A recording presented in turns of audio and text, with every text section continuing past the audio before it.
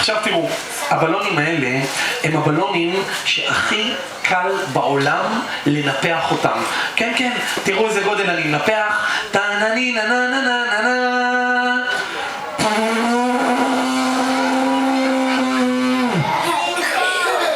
אני לא מצליח.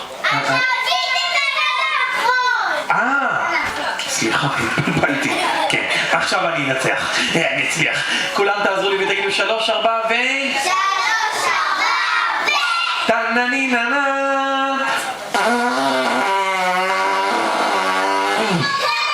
אתם יודעים למה אני לא מצליח? בגלל אלעד. אתה צריך לעזור לי. תעמוד על הרגליים, תעמוד כאן. תחזיק את הקצה של הבלון, חזק, ותלך איתו עד לקיר.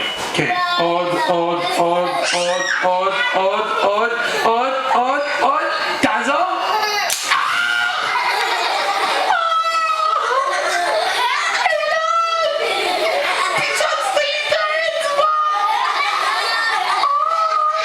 בוא לכאן.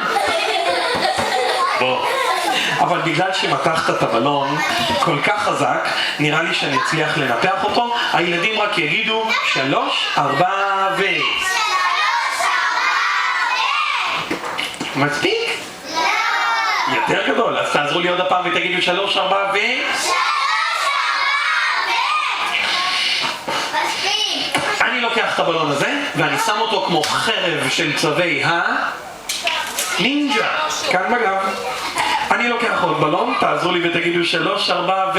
3, 4 ו... גם את הבלון הצהוב אני לוקח ושם אותו כמו חרב של צווי נינג'ה! כאן בגב. אתה כמו נמלה! כמו מה? נמלה! אני דומה לנמלה.